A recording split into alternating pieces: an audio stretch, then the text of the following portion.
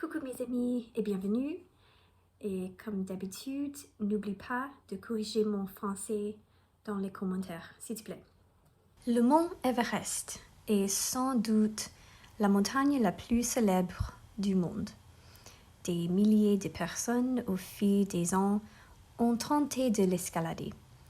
Nous sommes impressionnés par cette montagne en raison de sa taille massive. Le mont Everest se trouve au milieu de la chaîne de montagnes de l'Himalaya, ce qui signifie que le mont Everest est entouré d'autres montagnes magnifiques et massives. La taille même de la montagne Everest obscurcit le reste des montagnes de la région.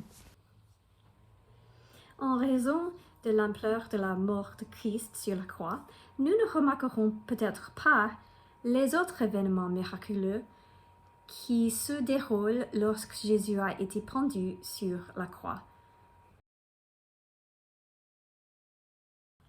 Alors que Jésus était suspendu à la croix, les ténèbres couvraient la terre pendant 3 heures. Il était déjà environ la 6e heure. En Judée, à cette époque, la 6e heure était midi. Et il y eut des ténèbres sur toute la terre jusqu'à la 9e heure. Le soleil s'obscurcit et le voile du temple se déchira par le milieu. Mais pourquoi est-ce que le soleil a cessé de briller? Peut-être que Jésus portait les péchés du monde, puisque le péché est mauvais et représente les ténèbres, et que Jésus a porté nos péchés sur la croix. Certains disent que les ténèbres est symbolique. Jésus est la lumière du monde, et comme il a porté nos péchés, il symbolise la séparation qui a été causée entre lui-même et Dieu. Vers la 9e heure, 15 heures, Jésus a crié plusieurs choses. Mon Dieu, pourquoi m'as-tu abandonné? J'ai soif. C'est fini. Père, entre tes mains, je remets mon esprit. Puis, Jésus poussa de nouveau un grand cri et rendit l'esprit. Et voici, le voile du temple se déchira en deux, depuis le haut jusqu'en bas. La terre trembla, les rochers se fendirent. Le centenier et ceux qui étaient avec lui pour garder Jésus, ayant vu le tremblement de terre et ce qui venait d'arriver, furent saisis d'une grande frayeur et dirent « Assurément, cet homme était fils de Dieu. » Le voile du temple se déchira en deux, depuis le haut jusqu'en bas. Que signifie que le voile du temple s'est déchiré? À l'intérieur du temple, il y avait 2 salles, le lieu saint et le lieu très saint, ou le saint des saints. Le lieu saint était la partie du temple où travaillaient les prêtres. Le lieu très saint était derrière un immense voile. À l'intérieur se trouvait l'arche de l'Alliance, où Dieu descendrait et résiderait. Le souverain sacrificateur était la seule personne qui pouvait entrer dans le lieu très saint, et seulement une fois par an, le jour des expiations. Quand Jésus est mort, il a déchiré le voile. C'était un signe de la fin de l'ancienne alliance.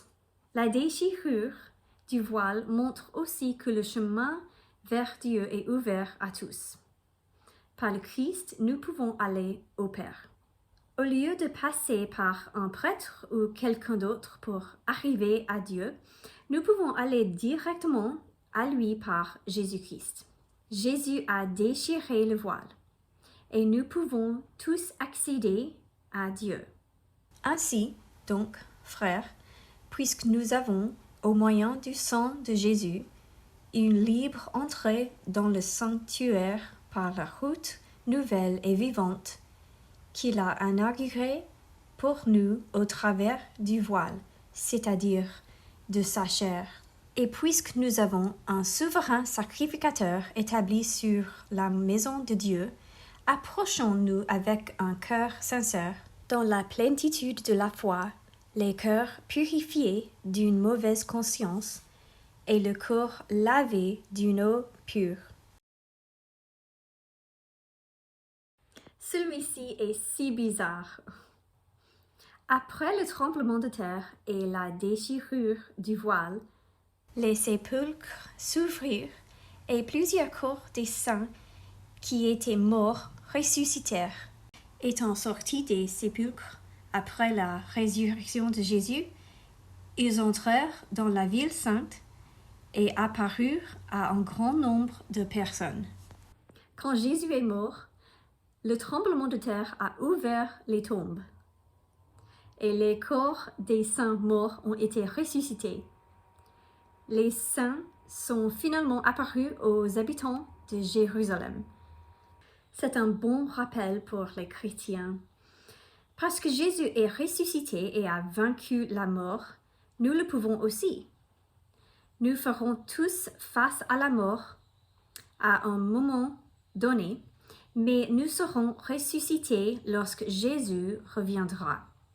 Voici, je vous dis un mystère. Nous ne mourrons pas tous, mais tous nous serons changés en un instant, en un clin d'œil à la dernière trompette. La trompette sonnera et les morts ressusciteront incorruptibles, et nous serons changés, car il faut que ce corps corruptible revête l'incorruptibilité, et que ce corps mortel revête l'immortalité.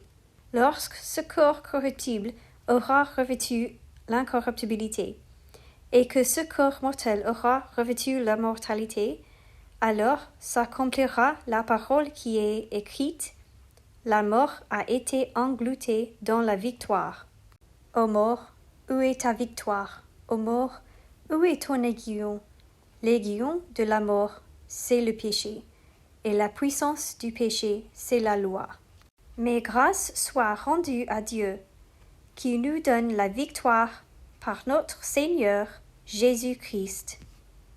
Le plus grand événement de tous, cependant, est que nous pouvons avoir le pardon des péchés à cause du sacrifice de Jésus. Sans lui, nous sommes perdus dans le péché et les ténèbres. Nous n'avons aucun espoir.